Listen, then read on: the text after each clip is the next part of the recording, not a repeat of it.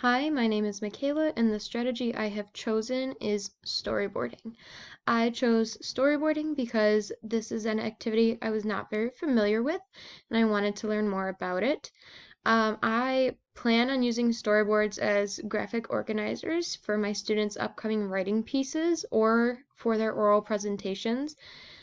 That being said, a storyboard is a type of graphic organizer that students can use to visually show how their story is going to go. Students are able to focus on one box at a time, using pictures in a certain order to plan their story for their writing or for their oral presentations. There can be some words on a storyboard, such as conversations or short phrases about the feelings that the characters have, but typically a storyboard has very minimal writing on it. So this being said, that means that a storyboard is mostly a visual representation of what is going on.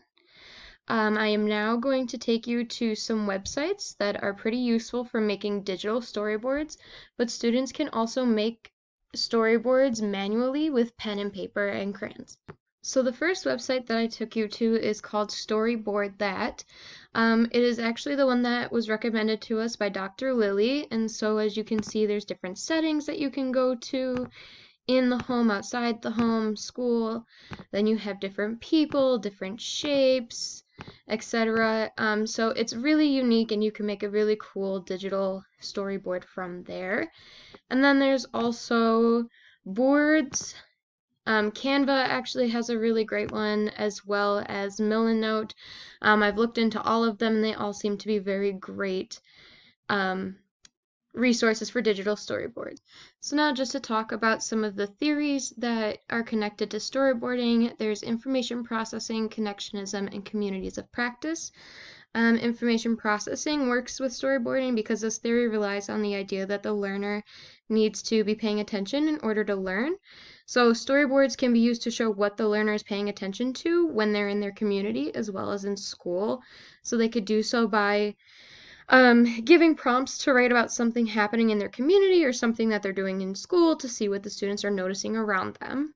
And then connectionism is similar to information processing, but it's different because the assumption is that all the input the learner receives will help them. So they learn from repetition that creates assumptions and connections, and these assumptions and connections trigger connections from new information to old. So teachers can use storyboards to give a prompt of a certain topic that they know relates to a previous content, and this forces the learner to pull from their previous knowledge and make connections between what they're learning and what they already learned. And then the third and final theory that relates to storyboarding is communities of practice. This isn't really a theory, it's more of a theoretical concept. But communities of practice are great, and storyboards are really good to help with these communities of practice because not everyone can be a part of a real community of practice, but everyone can be a part of an imagined community of practice. So by creating storyboards, students are able to participate in silent role-playing, as well as different dialogues in different situations, which all are a part of imagined communities. And then they can use storyboards as the first step to plan a vocal role play where they're actually speaking out loud. And this helps them plan what they're going to do and what they're going to say. The one theory that I found did not work very well with storyboarding was behaviorism, because behaviorism was a lot of drills, a lot of repetition, had a heavy focus on grammar, and there was always constant corrections. And so with storyboards, it's really difficult to make those corrections since it is a visual representation. And because it's a visual representation, you need to allow the students to have creative freedom. And behaviorism doesn't allow that. It's very drill focused and correction focused, and so for the students, this type of activity doesn't work well as a drill.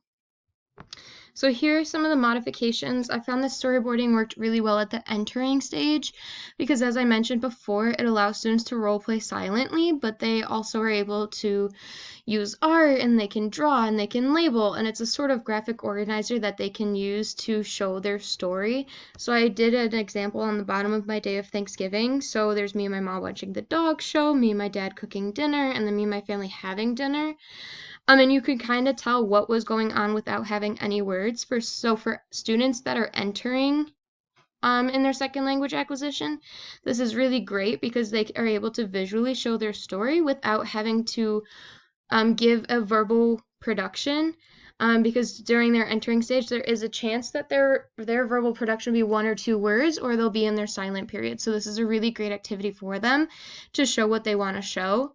And then it could be adjusted and modified for different levels. So for emerging, you can use it as a basis for them to write short sentences and use basic vocab and explain and summarize in an oral presentation to a partner. And then in transitioning, you can have them brainstorm different ideas, summarize different ideas. And so I did the example of alternate endings, and so you can do that with a storyboard by visually drawing it and then writing about it, and then expanding. I thought they could focus more on their funds of knowledge and what they know and do a presentation on their home country.